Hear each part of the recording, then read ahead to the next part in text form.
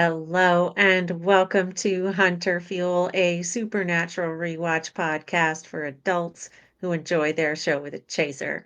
I'm Liz. And I'm Lynn. Thank you so much for joining us for season 3, episode 2. And I remembered the name of the episode this time. It's called The Kids Are All Right. We model responsible drunkenness here. All participants are way over 21.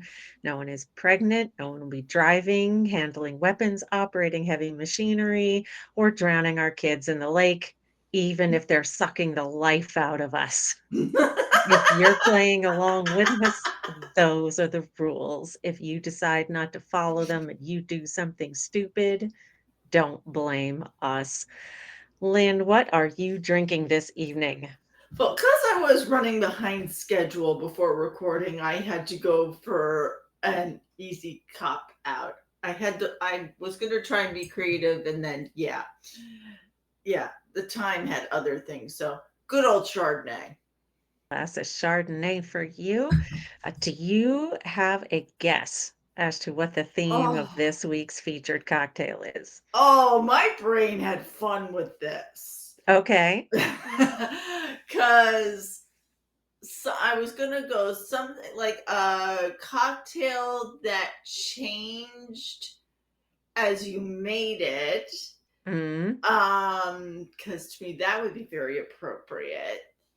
But then something that was jokingly called like a mini me would also be a really fun play on words. That would So, have been very cute.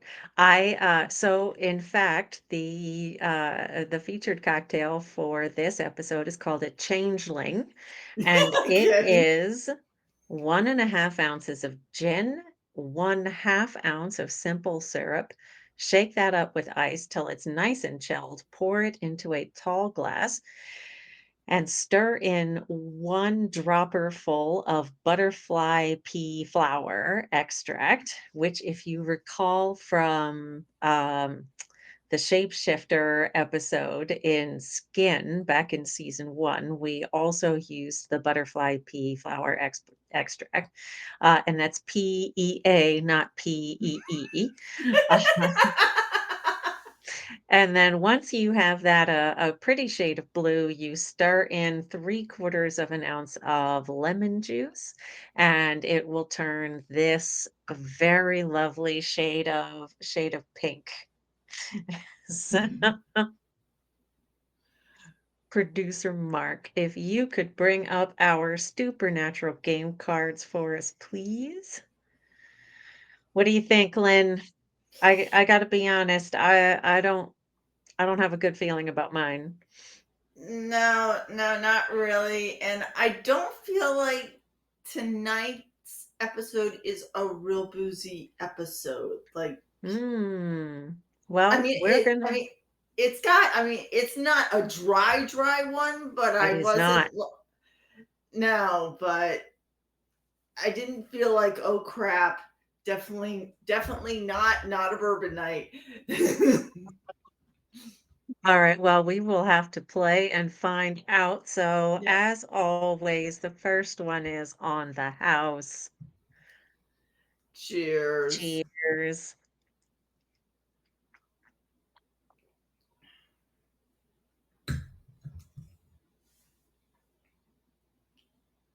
Okay, you know I am not a gin drinker, so this one started with a bit of a handicap. It's not bad. It is not Excellent. bad. The simple syrup and the butterfly pea flower extract has a little sweetness to it, so that helps to balance out the gin. It's for a gin cocktail, it's not so bad. So Excellent. let's the only problem with the ones that have a lot of lemon juice in them is they make my mouth water, and then I'm trying to it's actually the opposite, like, to I'm trying to talk, and I'm like,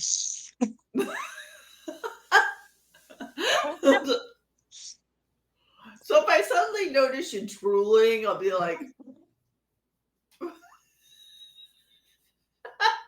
That's why I swear. So all right. If you are playing along with us, there is a link to generate a card of your very own in the link tree. And with that, let's get this show on the road.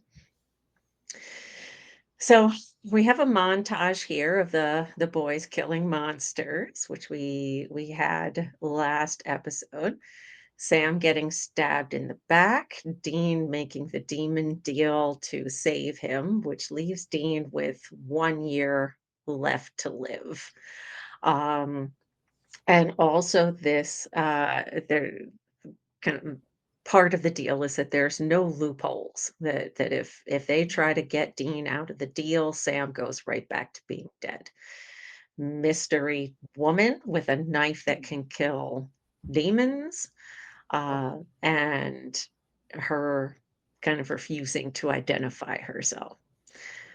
Cut to now, and we are in Cicero, Indiana. And this actor, her name is Kathleen Monroe. We're about to find out she is mother to a young girl named Katie. Mhm. Here comes the father. So the parents are divorced. It was the dad's night, and little Katie was not having any of it. She was not interested in staying at dad's house. Um, and so it's, the middle of the night, he's driving her back to her mother's. And the little girl is insisting that she doesn't like it at dad's because there are monsters at dad's house. And she's saying like, I hate it there. He's mean. There are monsters. And she's kind of begging, please don't let the monsters get me. Which, you know, Yeah. supernatural. Yeah. Hint, We know hint, she might. nudge, nudge, wink, I wink, know. shove, shove. Yeah. Yeah, we know she might not be wrong. Cut back to the father. So it's 1 o'clock in the morning, and he's working in, a garage wood shop that he's got, and he's making a rocking horse. Now, I don't know who he's making that rocking horse for, but Katie's a smidge too big for it. Um, I don't but know why, but in this scene, I always expect just because she keeps saying how mean he is, I always expected in that particular moment for his eyes to go black. I know they okay. don't, but like I was always like, that would have They explained a couple of things. Yeah, they do kind of leave us this question of, who is the monster? Now we're Yeah. about to find out because the buzz saw, the table saw in his workshop has just gone on all by itself.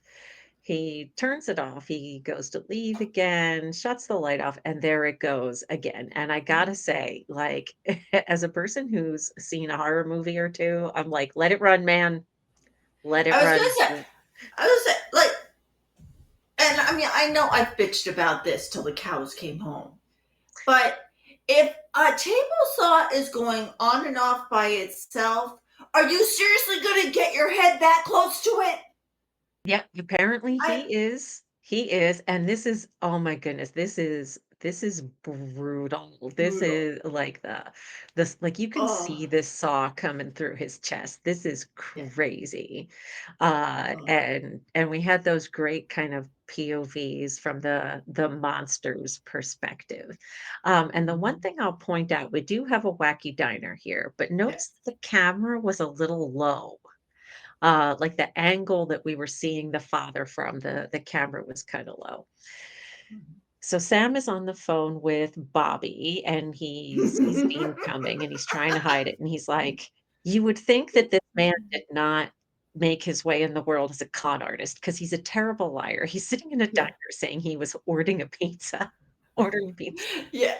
And it wasn't, I mean, it was like the world's worst lie. It's not even like he played it off well. No, Like that was no. the most obvious lie on planet Earth, Yeah. and Dean just let it go. He's like, "Okay, Weirdy McWeirderson." We I love we that did line. get a little look at, that starburst clock behind Dean as he came into the diner, so we see that a lot. That's a, favorite prop, and he starts insisting he wants to go to Cicero, Indiana, because a dude fell on his own table saw. Sam was like, "This is weak tea," and he's like, "Okay, okay, you caught me, Lisa Braden." So, uh, I love Gummy Girl. Oh, Gumby I lo- girl, yeah, Gumby which Girl. we're gonna Yep. talk about that in a second, but he starts saying, "Yoga instructor, very bendy, best weekend of his life," and I love this exchange where we've got a dude, by the way, but I love this exchange where Sam is like, "How many dying wishes are you gonna get?" And Dean's response is, "As many as I can squeeze out." Would It's like, you know what, I'm gonna no pause pun here. no pun intended. Because you Oh, oh, yeah. sorry, I couldn't resist that comment, knowing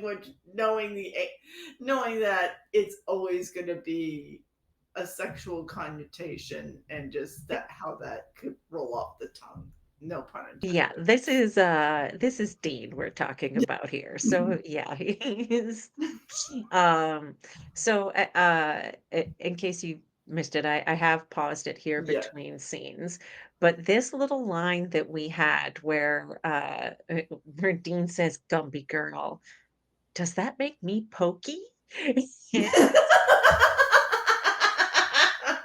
Something tells me there's nothing about him that is pokey. Oh, I think there's a lot about Dean Winchester that is pokey. But, Just but what's maybe amusing that translates to slow, and I bet you that man is not oh, slow on the draw whatsoever. mm, I don't know. I try not to speculate too much, but the amusing part to me is that that line was ad-libbed by Jensen, and but he didn't say it on his own coverage, he said it on Jared's coverage, and when director Phil Segresha was in the editing room cutting the episode together, he loved the line so much, he went out to it was a couple days later where Jensen was filming and reshot the line. So, that is a few days later on an entirely different location, and that's one of the reasons why the camera is so tight on his face because they were trying to hide the fact that they weren't in the diner anymore. Um, okay, let's while we have it paused, we are looking for a wacky diner and a dude. uh, I thought I had a wacky diner. I've got a quirky motel room, but I know that does not help me. Not at the Uh, moment. You know what? I I think I don't was thi mistaken. I don't have either. I don't either. Well, that makes me a little sad, Boo. but okay, not off to a great start here. No, Okay, but we might have to have a constellation cocktail. we might let's see how we do here. You go Well, right I ahead am if you having a would like. constellation cocktail.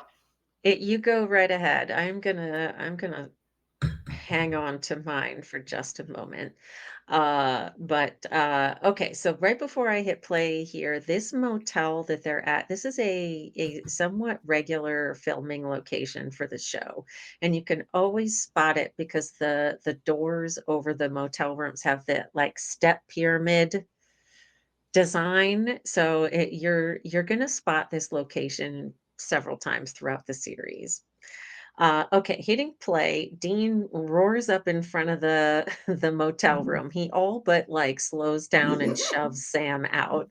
And Sam doesn't even have all of his stuff out of the car. He's driving away. But hey, Uh, at least we got a Sammy out of that. we did get a Sammy out of it. We got a seriously as well. So as Dean is driving into this housing development that is still under construction. There's this very long shot of a house under construction with a big pile of red dirt in front of it in the driveway. And that becomes Uh, very important later on, yeah, so file that away. file that away. So Dean pulls up in front of this address, and this is very characteristic of season 3. We've still got this really bright, like hyper colorized palette they've got going on. She answers the door. She looks like she's in a shampoo commercial, like her hair is just blowing in the breeze. With And go ahead. biggest smile. It's like, Oh, "Hello." she is happy to see him, but also a little like, What? what are you doing here? Like it's been 8 or 9 years and he shows up for a booty call. Like Yeah. this is optimistic in the extreme. And she's like, "Oh, today's not a good day having a party." He's like, "Oh, I like parties." Yeah, Not- and this one This is not Dean's kind of party. no. This is for her son, Ben, who, if you're doing the math, No. this is this is his 8th birthday. And you could see Dean is, like, starting to count on his fingers, and his furrowing his brow like, "Oh, crap." Yeah. Well, because this Um, kid is also almost a, like, carbon copy of him in his mannerisms. he is a mini Dean, and, like, he likes cars, he's got an AC/DC CD he's very happy with. So here's Dean, he's getting some food, and these 2 ladies and of course, the camera's, like, right on his butt, and these 2 ladies are like, "That's the Dean, the best night of my life Dean." So these are some of Lisa's friends, and clearly they have heard the story of the Gumby weekend with And Dean. he's like, "I'm getting the hell out of here because you are weird."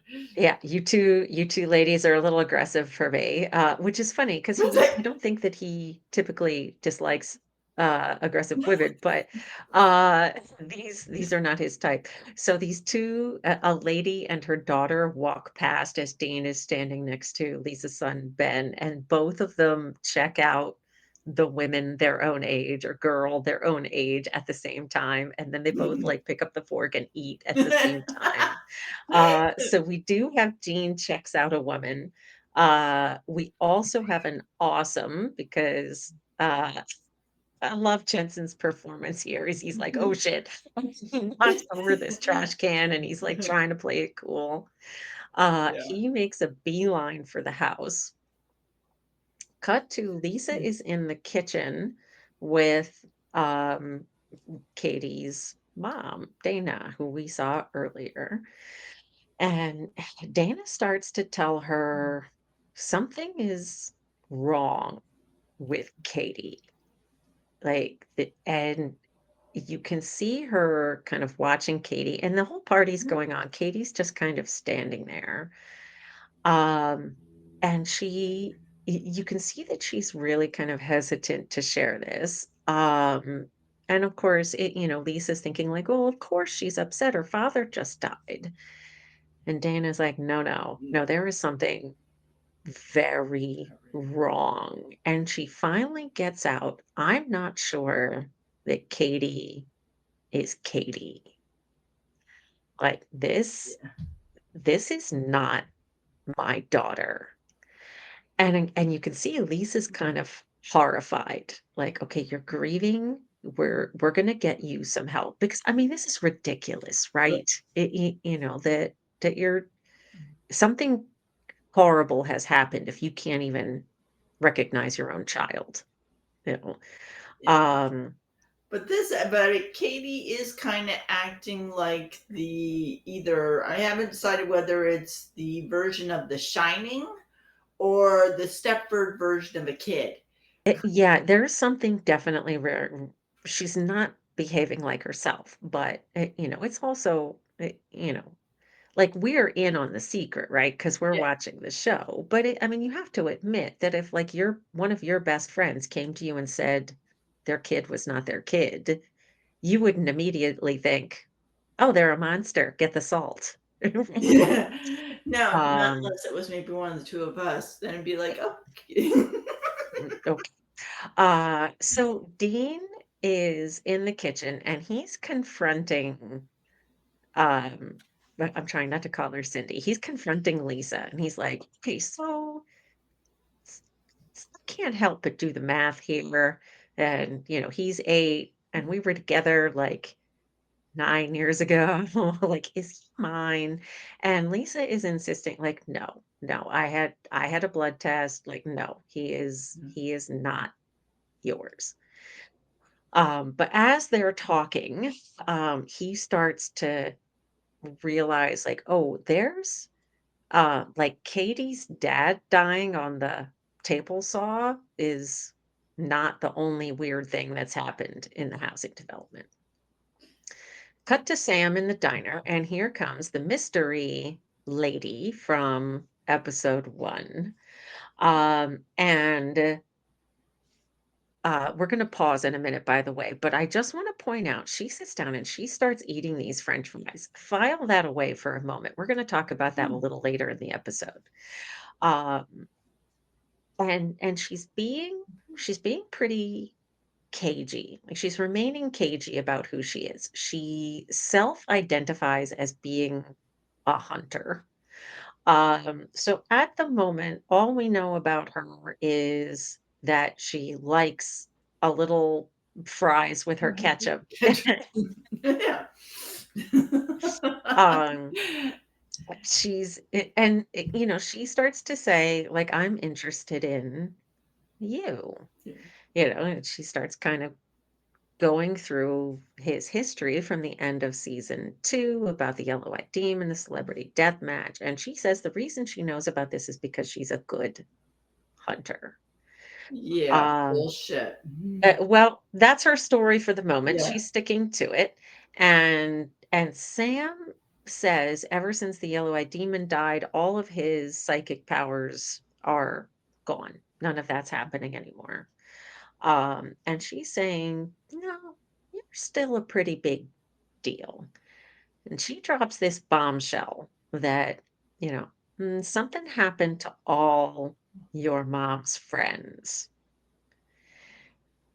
He's in the dark about this. He doesn't know what is going on. She's like, "Well, you've got a little bit of catching up to do." So she writes her phone number on his hand. Um, And she's like, "You," like, this is a very flirty interaction, right? Like, if you were sitting a couple of tables away, you would assume that this chick is just hitting on him. Um, I love and the way Jared is playing this, like, just I with the facial expressions and all of that, like, I he agree. doesn't have to say a thing, No. and his whole face just said an entire monologue. Yeah, yeah, I agree. Like, again, I might have wanted to see him attempting to hold a bit more of a poker face, but he's just kind of letting it all hang out here. And you know what? I'm going to pause it here because we've got a couple things to look for. Um, but uh, Dean just called Sam. So as Mystery Woman was leaving, she said, "There's a case here, right? Like there's a job here." And just at that moment, Dean calls and he's like, "There's a job here." So the boys are both on the case here. Okay, so we have, all right, So we've we got a have bit a of a list Sammy. here. We Yeah. have a seriously, a Sammy, Dean checks out a woman, awesome, and Dean eats. Um, okay, I this had is gonna take a minute. 2. You have what? I'm sorry? I have 2 of them. Okay, I have awesome, I have seriously, and Sammy. Oh, wow. I have Dean checks out or hits on a woman. I think oh, so You I have have all of them. 4 of them. I do I have 4 well, I have 4. I didn't have Dean Eats No, neither do 'cause it was Seriously Sammy, Dean Checks Out a Woman, Awesome, and Dean Eats. So I have 4 of the 5. Okay. This is gonna be a generous pour. Yeah, nope, I had 2. 2. Mm. Alright, well, cheers. Cheers, that is a generous pour.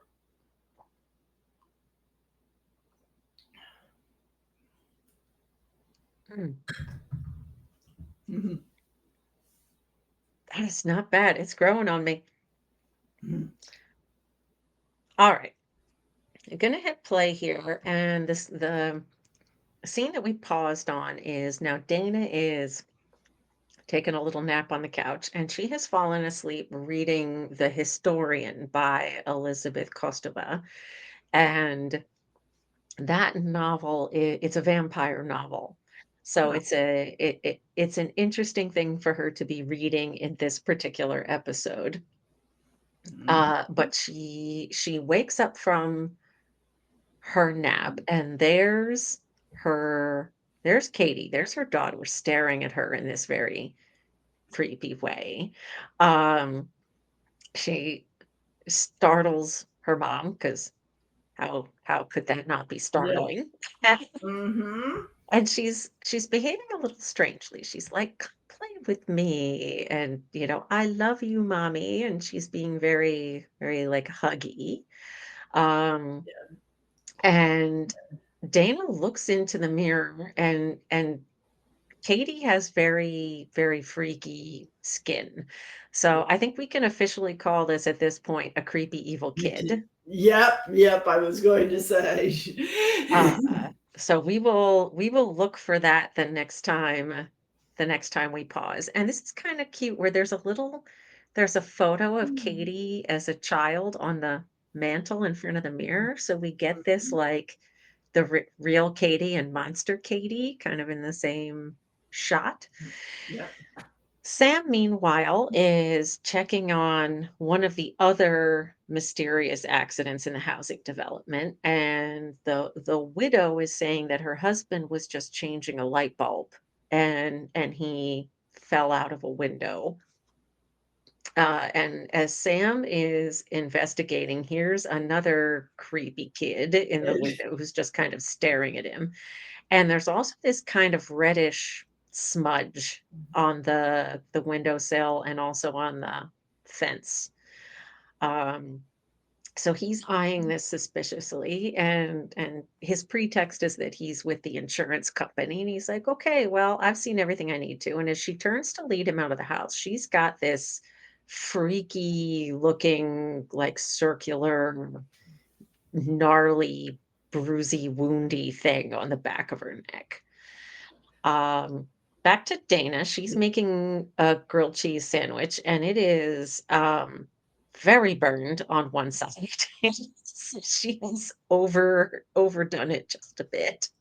And she's rubbing her neck. So she leaves Katie with her blackened grilled cheese, locks herself in her bathroom. And I gotta say, I want this bathroom. Like Uh-huh.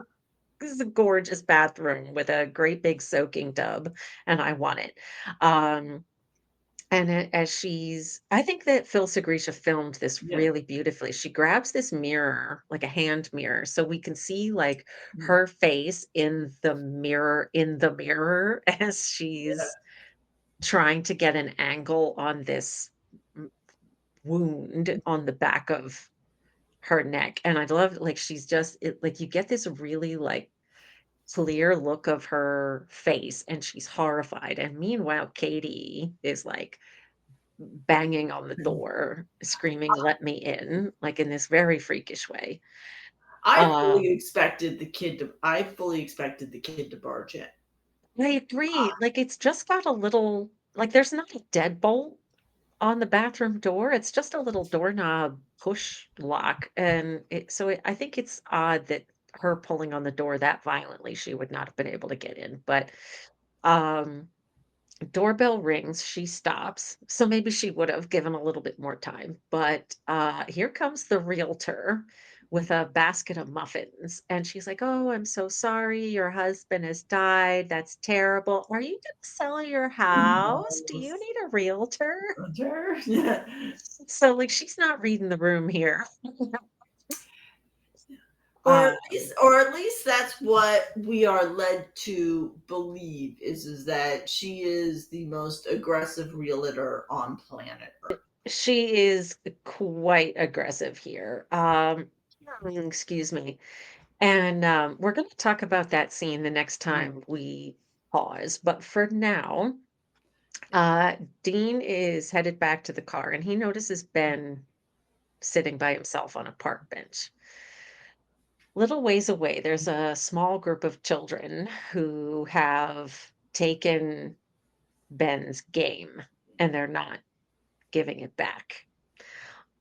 So Dean kind of sits and we've seen before that Dean is quite good with kids. And so he spots these kids playing with Ben's game, and he figures out right away that Humphrey borrowed it and isn't giving it back. Um, and Dean's like, "I'll take care of this." And he's like, "No, no, you can't. Only bitches snitch, and I'm no bitch."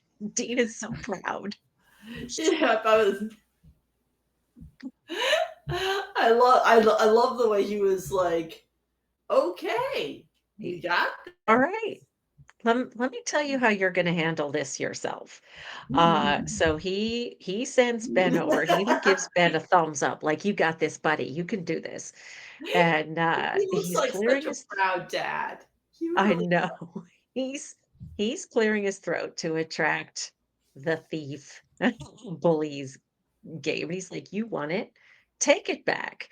And he's like, "Okay then." And he knees the bully in the balls twice. Boom. Right. Oh. He doubles Whoa. over. Dean Dean is so proud. He's like, "There we go. Good job. You got your game back, buddy. That was awesome. Well done." And then, Oh. uh-oh, all 3 names. Here comes mom, Benjamin Isaac Braden. Uh-oh. And she realizes Dean has told her son to go beat up somebody. She said, "Who asked you to teach him anything?" Like, "Okay, we had 1 weekend together a million years ago. You have no business here. You stay away from me, stay away from my son. Y Leave us alone." Aw. Ben runs back and gives Dean a big hug, and he says, "Thank you." So we see that, he's kind of an affectionate little boy, and he does react to Dean very positively, right? Which, Um, again, kind of filed that away. And then we have Mhm. 3 more really freaking creepy Oh, kids. boy, these kids are so creepy, especially the one in the middle with the soccer ball, the way he moves in this very, like, stiff way. So yeah, the kids in this town are super creepy. Ugh. Go back to Dana. She is buckling Katie into the back seat, and you can see she's really distressed. And oh, she looks in the rearview mirror, and Katie's like got this gross, like lamprey round mouth all full of teeth, like very creepy. Um, and she's like, "Are we going for ice cream now, mommy?" She's like, yeah, yeah, Yeah. we're for ice cream. Sure we are, in the dark. So Yeah. she drives Katie to the lake, and, like, okay, again, if this weren't supernatural, if we didn't know, in fact, that these kids are monsters, this is horrifying. Like, this is absolutely horrifying that she gets out of the car, she puts it in neutral, and lets this car roll into the lake with her daughter inside. Like, But and did if we go back, go Go ahead. ahead. Sorry. I was gonna say, if we go all the way we're gonna pause it in a minute, so we'll have a chance to talk about this. If you go all the way back to the pilot, a woman in white is a woman so distressed she drowns her own children. And there's this great shot of the water like closing over the back windshield, back window with the little girl's face in it. You can see the mom is incredibly distressed. Like this is an act of desperation. And Mhm. again, like this is supernatural. We know she's right. This is a monster. But if it wasn't supernatural, like, this would Oh, be gut-wrenching, and I think this actor delivers a hell of a performance here. She's really mhm. incredible. She comes into the house, she's sobbing to death, you know, she's like, sh you can see her, like, she's just slouched over, she's barely holding herself together. How she got back to the house, I don't know, but she comes into the kitchen, and there's water dripping, and it's this absolutely horrifying scene. Here's the little girl, she's all wet, sitting in her chair, and she's like, "Can I have ice cream now?" And this oh my god, she looks Oh, so that creepy when she, smile. like, smiles at the camera. Okay, we're gonna pause on this black screen here. So, okay, Oh, Lynn, you go ahead. yeah, but just the look on the girl's face when she turns back to look at the mom is You know what it so reminds me of? And I don't know if you've even seen the film, but The Omen, where the no, last shot of The Omen is just like this little kid, Damon, looking at the camera, and it sends chills down your spine. because like you know darn well that that kid is just like you know it's not her kid, and it's just like Yeah, oh, I mean now knowing that the kid ends up well, the kid yeah, ends up back at the night. It's like, oh, you think it's that easy, or like yeah. there's so much that can be read into that one facial expression, but it's just, Yes. but like the kid doesn't try and get out of the seatbelt, nothing, just Nope. sits there and looks back with this devilish grin that's Yep. just like, oh, Yeah. Well, and you gotta think like, okay, th this thing knows you know.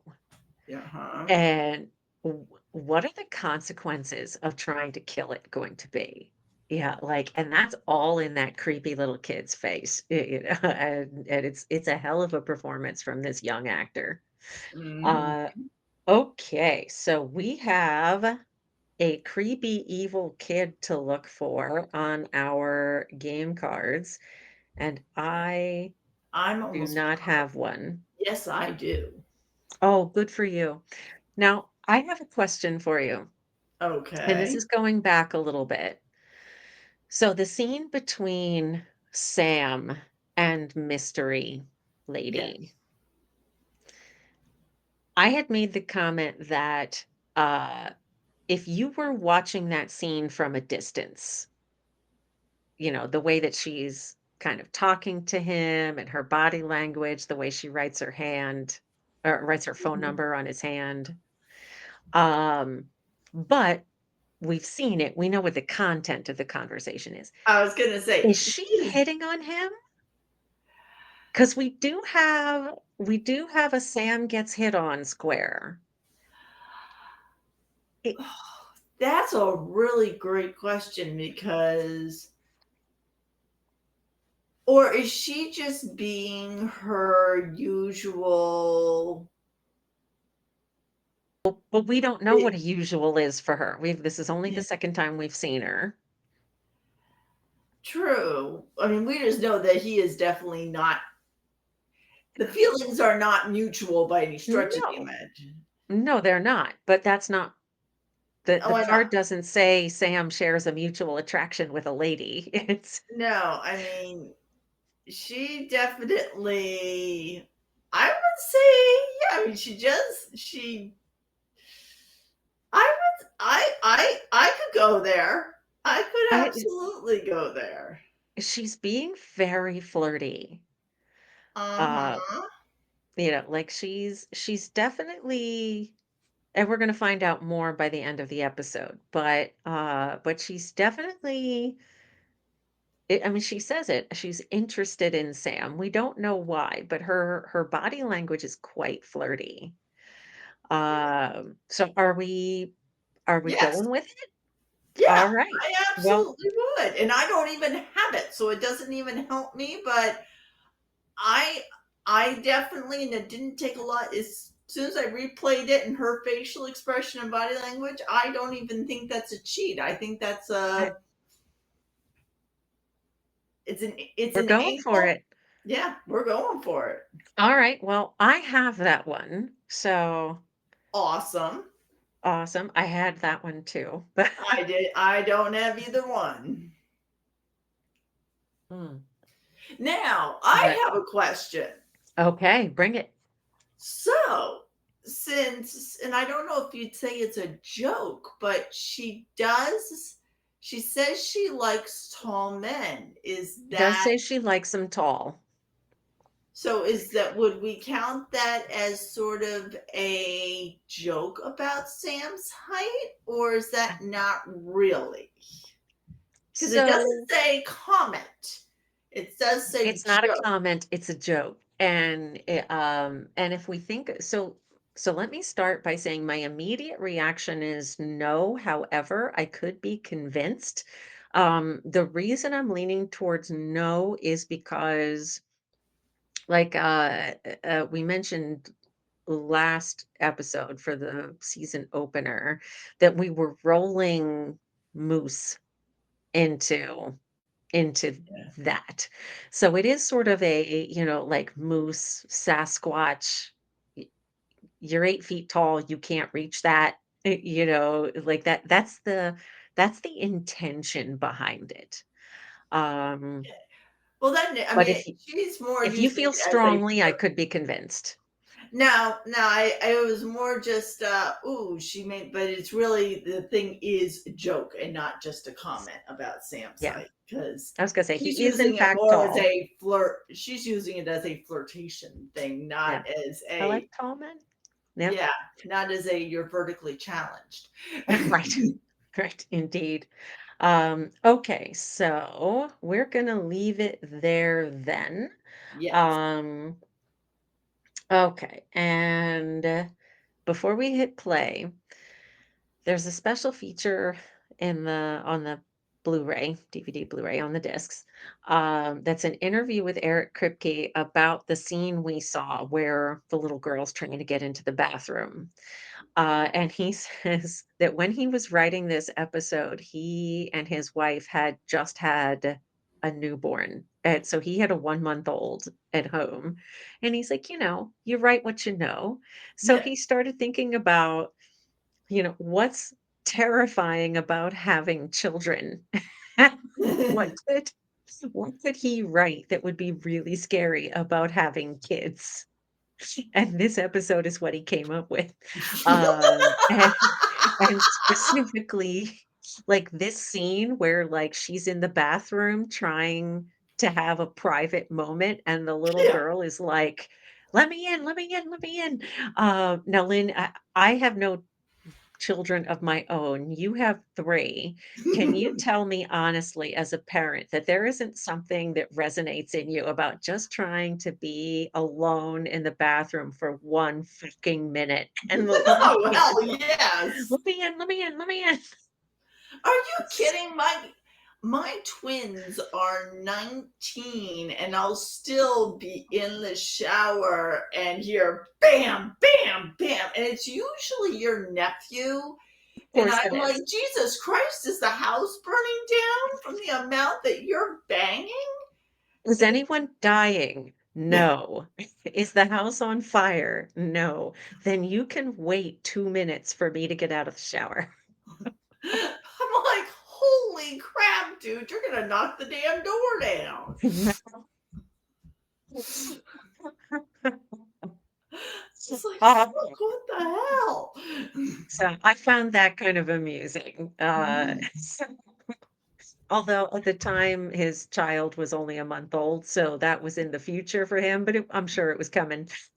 Oh my god, yeah, no, it's you'd think by now I'd easily be able to be in the bathroom and not get commented on. But no, I'll still, I mean, 23 and 19, and I'm still having to holler answers while I'm on the toilet from one of the kids.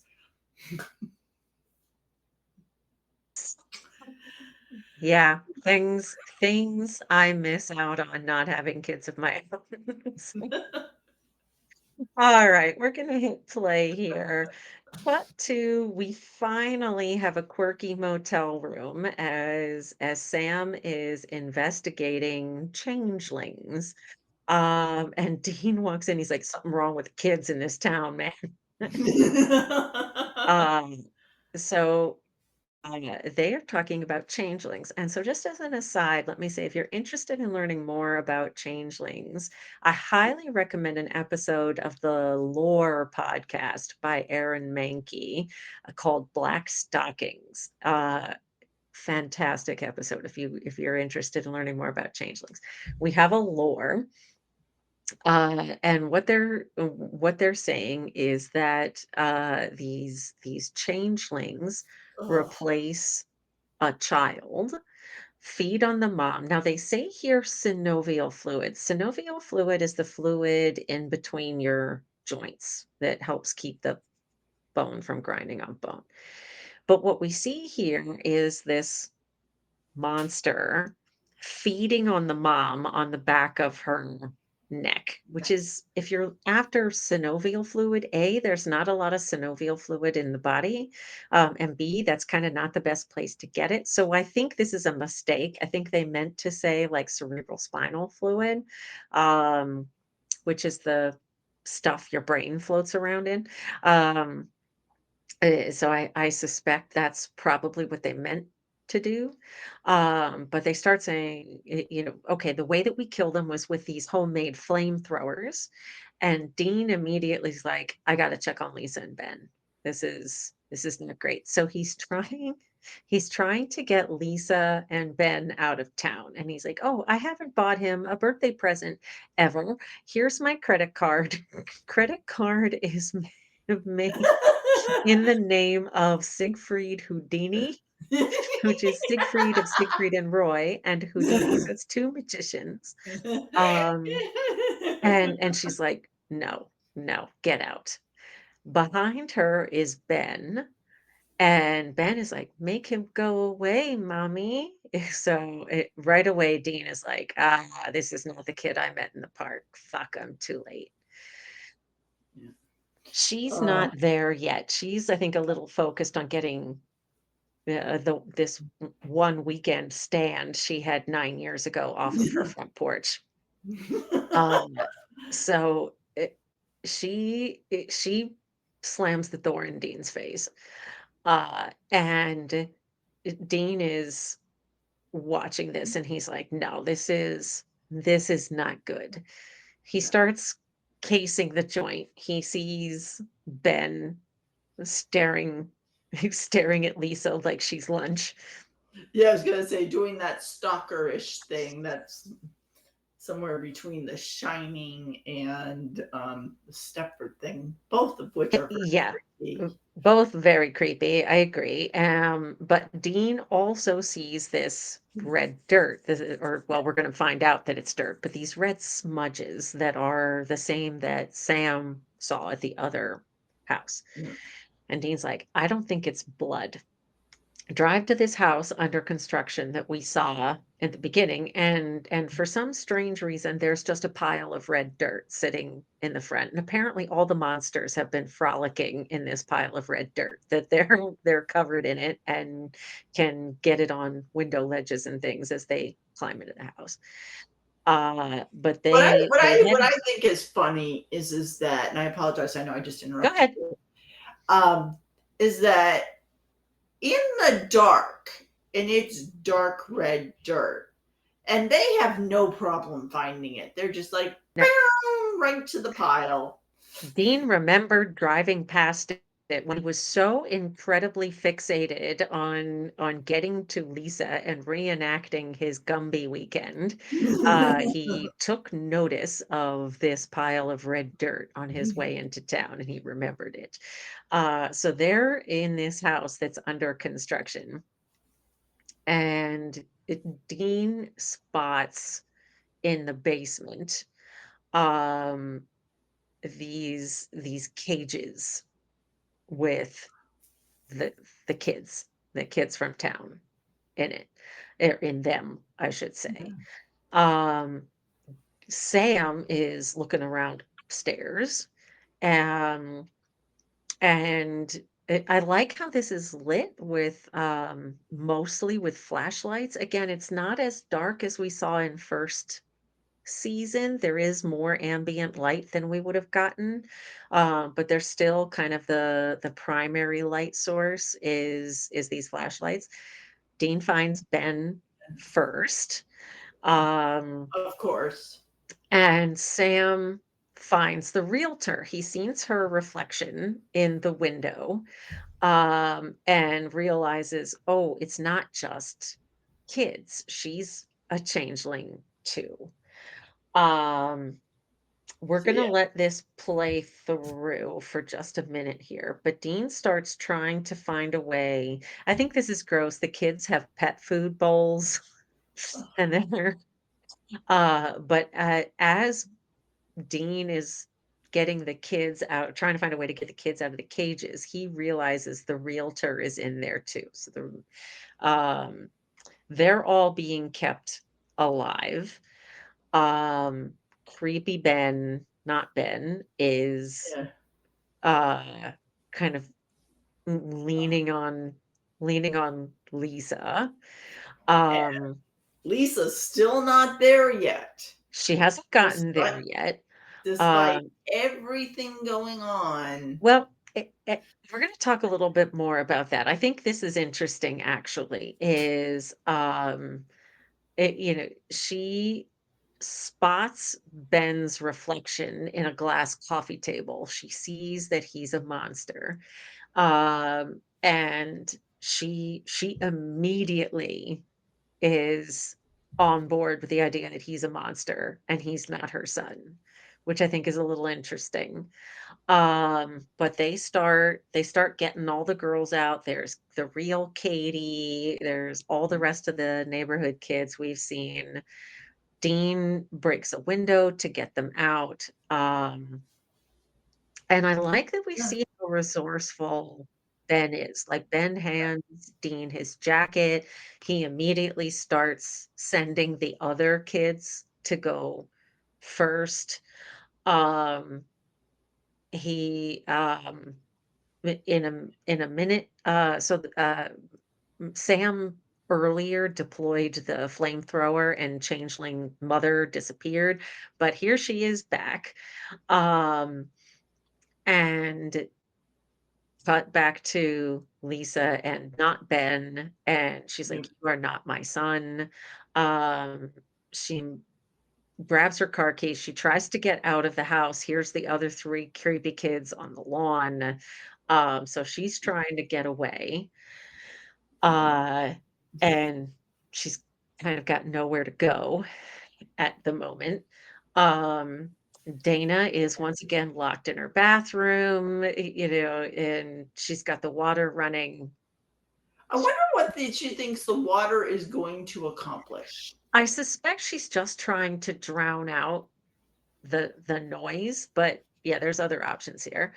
Um, I'm And that kid still hasn't made it into the bathroom, no, which, since we know that the kids are not human, nor is the realtor, like, you either these are some of the weaker monsters we've ever seen, or this kid is not trying very hard, because normally these things would be able to rip the door off pretty I easily. agree. This is a little strange. And I mean, watching the mother realtor beat the piss out of Dean, like he clocks her in the head with a brick. This fight is brutal. Yes. Um, And she's so we had Sam got thrown into a wall. He's unconscious. We'll check the cards for both of those. Um, then Ben finds like a big paint can he can put under the window so the kids can climb out. Um, and Sam, we have burn a body. Sam burns the changeling, and I think they make a really good decision here. So we don't see them running around the neighborhood burning children. Then as soon Yeah, as thank I'm God. going to pause here on this black screen. But as soon as they burn the mother changeling, all the other changelings go up in flames. Um, okay, we have a lot to look for here. Yes, we do. Uh, all right, quirky motel room lore. I'm gonna call this a weapon drop because the way that you dispatch these monsters is by setting them on fire, and Sam drops his lighter, so he can't light the flamethrower That because is true. he's You're dropped his very lighter. true. So I'm gonna call that a weapon drop or a weapon drop. Um, oh, someone gets thrown into a wall, someone is unconscious, and burn a body. Okay, we've I got a list here. Yeah, and Um, I got okay, let's see here. I I've have got these unconscious 3. person. I have one of the boys drops their weapon. I have that one. I have burn a body. I have quirky motel room. Good, good. Those are the two Um, that I have. Stuck in a head. Yeah. now, did someone get conked in the head? I did not see that. I saw somebody get, like, tossed through a wall, but I didn't see, like, Well, now somebody I have a question here I have an answer. because we see Sam conk the realtor in the head with the brick. Mm. Would that count? Dean hits the realtor in the head with a brick. Someone gets conked in the head. You are absolutely correct. I missed that. All I right. don't have it, but it I happened. All right, I have that one. Holy Good crap, for if they you. happen to play the Americana theme song, I have 5 in a row. Oh, Holy good crap. for you. Oh, you're so close. The most I have is 3, Uh, da, but da, let's see what happens the rest of the episode. so we have not had a son of a bitch yet. We have not. I don't think I have anything else. Well, Because I'm like, let wait a minute. I'm like trying to go through the entire list and episode in my head, like, okay, what could I have possibly missed? what might I have missed? Well, let's see. We've got a couple minutes left here. Okay. So we're hitting play. Baby pulls into the driveway of Lisa's house. The light is a little strange. I think it's supposed to be early morning. I think they just put a bad filter on it. Um, and Dean and Sam bring Ben back home to Okay. Lisa. Um, and she's clearly grateful. She gives Dean a big hug. And you can see him sort of like, I don't know what to make of this, which I think is interesting that like he literally showed up on her doorstep for a booty call and now she's hugging him and he's like, he's being a little standoffish. Um, Well, it's kind of like she's made her viewpoint crystal clear, and it's kind of she like, okay, this, has. and then it's kind of like, okay, like this isn't how I want this to happen after her just having had her son taken. It's like, okay, Yeah, yes, I I have some thoughts here. So, there's again this revisit of the conversation. Are you 100% sure he's not mine? And she's like, no, I had a type. He was a bar back, leather jacket, no address. I was there for it. Um, but Dean, you can see Dean, it just keeps watching Ben, and Lisa's, like, looking back and forth between Dean and Ben, and she's like, "I swear you're disappointed."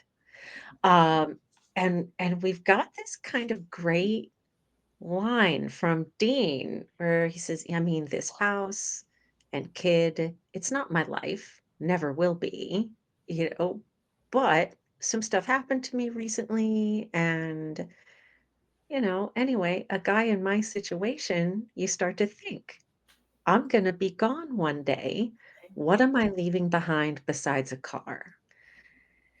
And she says, "Ben may not be your kid, but he wouldn't be alive if it weren't for you." Right, and so it's this question. Dean is like, "What is my legacy? I have less than a year to live. What is my legacy?" And her answer is the people you saved. They're the Mm. people who wouldn't be alive but for you. I That's love your He I love says, this. "Ben proud Oh, to be Ben's dad," yeah. and she runs across the room and she kisses him. We're gonna talk more about this scene in a minute. Well, Um, his and facial expression kind of surprises me. this I guess is Go ahead. he's just so, I think, thrown by the whole thing. I don't know, He or just Yeah, we're gonna talk a lot more about this in just a minute, but she says, "You can stay if you want to." And he's like, "No, no, I've got work to do. I've got people to save." Um, which is a little interesting if you've been watching Countdown, is again somebody with Mhm. um not not entirely certain how long their life is gonna be, looking to make a difference in the time they have left. Cut back to Sam. We're gonna come back to that scene, I promise. But cut to Sam in the motel room. He's going through all of his mother's known family and associates. He mentions somebody dying on July 19th. July 19th is Jared Padalecki's birthday, which, as we record this, was just this past Friday. So a very happy birthday to Jared. Um, he mentions 2 people with the last name of Campbell. File that away. We're gonna come back to that in another episode. But he's going through this list and he realizes every single person his mother knew, they're all dead. Every last one of them is dead. All her friends, her doctor, her uncle, systematically wiped off the map one at a time. And he's talking to this mystery person, and she blames the yellow-eyed demon covering his tracks. And again, he really starts to lean on her. Who are you? Like you are not just a hunter. Like quit lying to me. Quit hiding. Just tell me who you are. And he ends up getting like right in her face and he shouts at her, tell me who you are. And she's like, okay, fine. And she blinks and she's got black eyes. And he's a little slow on the uptake here. Like, this is when you're confronted with a demon, it's not the time to go hunting for holy water. Like, bad hunter, bad, no cookie. It's Well, I loved what his lip did. Did you notice his Yep, lip did yep, this Elvis thing? yeah, yeah. He's disgusted to be in her presence. He's horrified and disgusted. And she starts saying to him, like, look, I can help you. I just want you to let me work with you. That's all I care about. And if you do that, if you let me be a part of your life, essentially, for my own reasons that I'm not going to tell you, I can do something for you. I can help you save your brother. And Oh, and there's his Achilles heel in a that's it. nutshell. Yep. Yep, like, this is and he even says it, like, "What could you possibly And she's like, "I can help you save your brother." And this is that last shot of the episode is this close up of his face as he processes that there might be a way out for Dean. Yeah. So that is our episode. Okay, so Ah. we have a couple things Mhm. to look for, and then we are gonna go back and we're gonna is that true? Do we have something to look for? I was gonna say, do we? I we I lied. We don't, which is good because that means that we can cut right back to talking about that kiss that Lisa laid on on Dean. So what I think is really interesting about that scene, and I know you have thoughts too. I'm gonna stop talking in a minute and let you share them. But what I think is really interesting is she when she kisses him, when she decides to invite him to stay, is when he says, I I could have, I could see myself. Like I would have been proud to be his dad. And that's something that's going to come up again later. But what the kiss itself wasn't in the script. That was something that Phil Segresha pulled Cindy Sampson aside and said, hey, would you feel comfortable kissing Jensen? And come on, Huh. ask a stupid question. Get a stupid answer. He deliberately didn't tell Jensen that it was gonna happen because he wanted, like, a genuine reaction out of him. So the take that we see on the screen is that take where, Jensen had no idea she was gonna kiss him there. Um, okay. Go ahead. I know there's something you wanted to share. Before I keep talking, I'll let you Well, go I on. think well, knowing that tidbit is very interesting. I did not know that. Mm, Um, but yeah, no, I to me, I mean, despite knowing that part, because I mean, we all know that even if Jensen was shocked, regardless, he could play through that to the character, even if he wasn't like that wasn't Phil Segrisha's best, even if like right. that was in his mind, he'd ignore it and still play the scene. Yeah. Whether he knows it's coming or not, he's gonna be in So, character. Right. right. But of course, Lisa has had all the time in the world to get used to the fact that her son is a carbon copy of Dean Winchester. Because as she said, she had a type. But like Mhm. the car, like everything is a carbon copy of Dean. So she's had a lot of time. Questioning how well she knew Dean if they only had a couple of days together, but I see your point. Go ahead. So she's had, so she already kind of knows this. Whereas Dean is walking into this and Mhm. is getting to know the boy and is like, holy crap, maybe like he's having to process all this, and what he thought he was coming for and what he left with were two completely Yeah. different things. Yeah, So he yeah, shows up for a booty call, and then she offers him a booty call, and he turns it down yeah, by the end, which is, I think, similar to his reaction to Joe. That if there's any possibility of there being something real, he's out. yeah. Well, especially right now with That everything. he's dying more than ever. Yeah.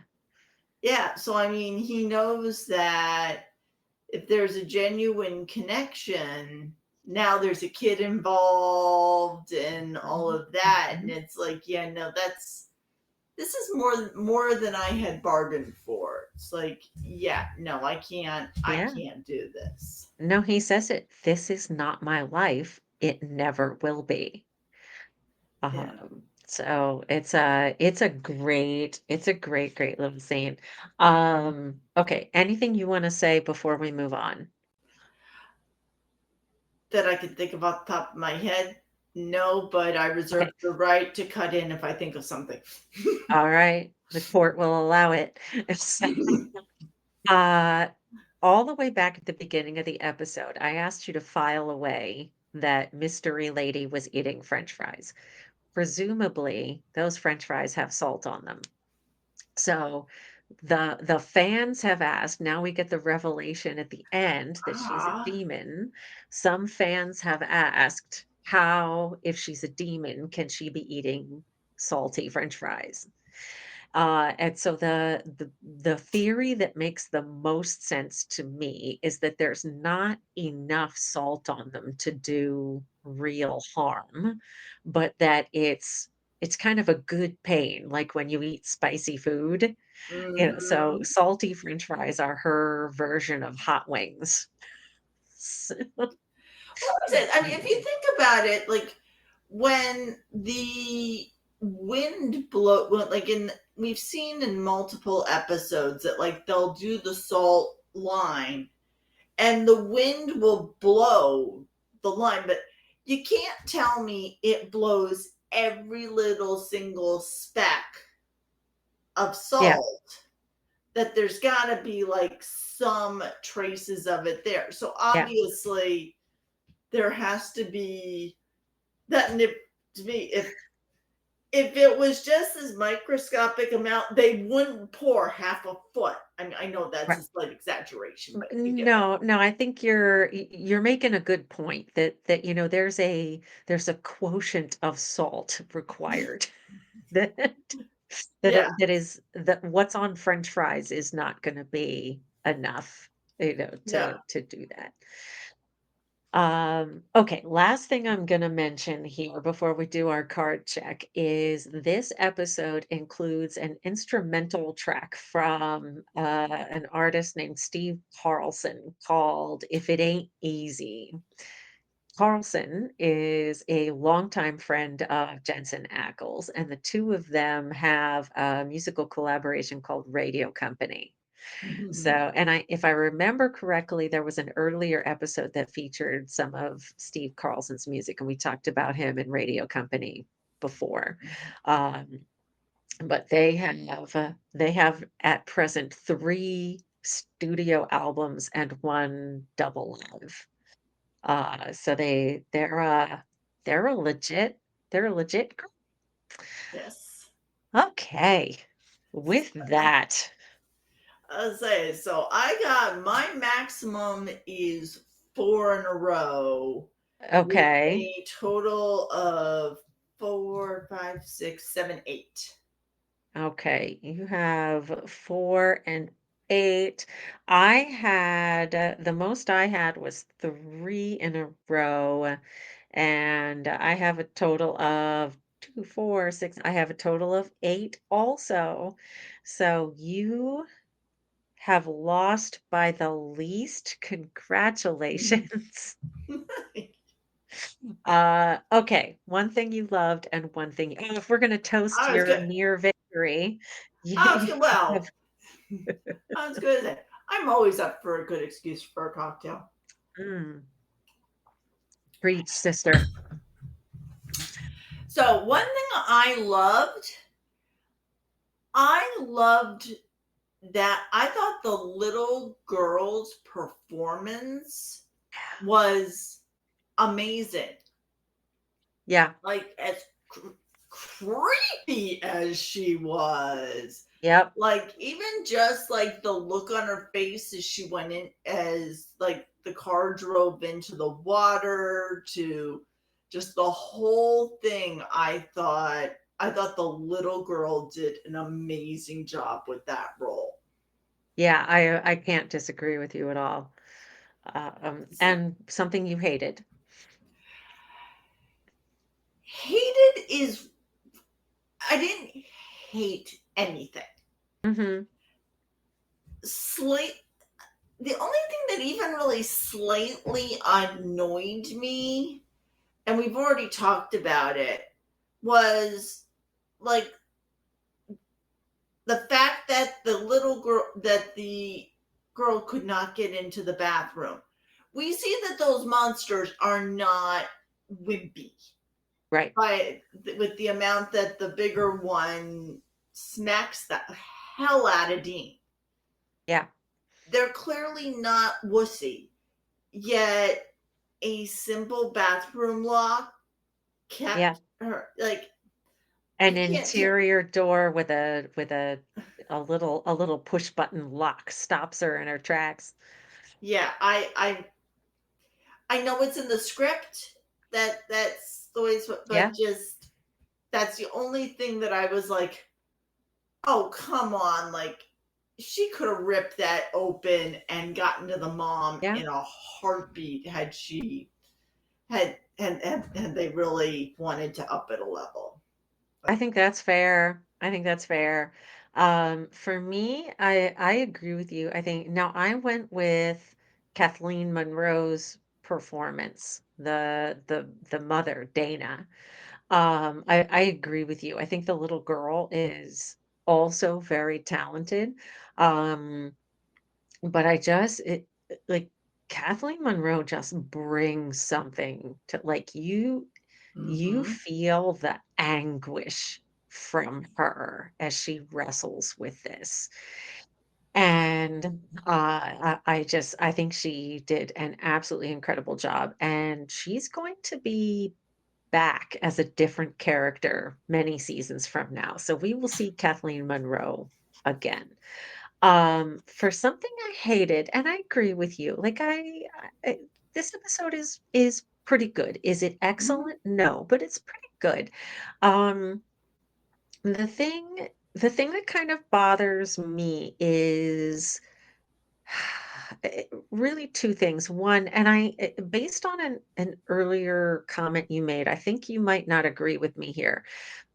But I don't really see anything in the realtor's performance, like in her behavior, up until the point where she shows up to chase Sam and Dean away from her food supply. That gives us really any indication that she's a monster, like, especially Yeah, if we compare her behavior to the kids, like, they are instantly recognizable as being creepy.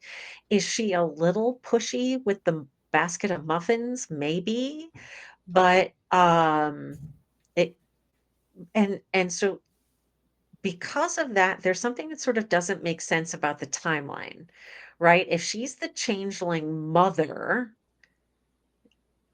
then conceptually, she would have been first, but accidents were happening in town before we get evidence that she's been replaced with a changeling. So, like, something's a little odd about the timeline there.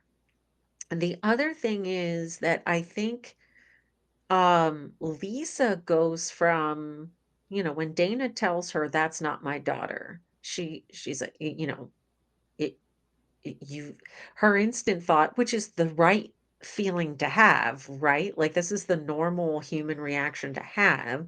Like, "Okay, we're gonna get you some help. Like, you crazy. We're gonna get you yeah, some help." But then, like, she doesn't have a similar reaction to Ben. Like, she doesn't think, "Okay, I've gone crazy." She puts it together pretty quickly that this is not my son. So are they deal breakers? No, they don't ruin the episode, but if I've got to pick something, I think those two parts of the story are not quite as strong. yeah. Now, actually, I agree with you completely on Yeah. both of those. Okay. I would have Lisa's reaction bothered me Yeah. because it was like she went from not being phased, like being in La La Land. I shouldn't say not being phased, being in Yeah. complete la la land to looking in the glass table and suddenly seeing it, and like the switch just, Yeah. and it's like, really, You like got there it. quickly.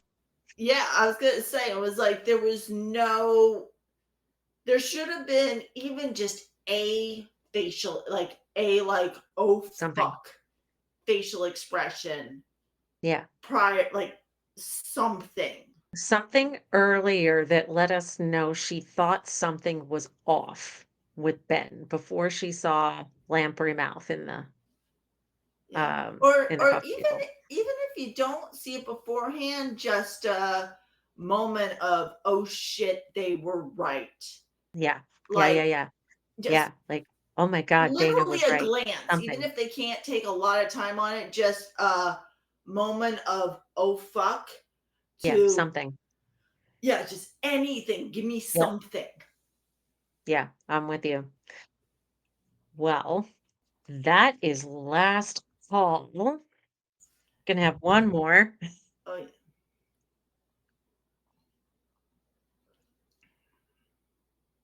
Thank you yeah. so much for coming along with us for the ride.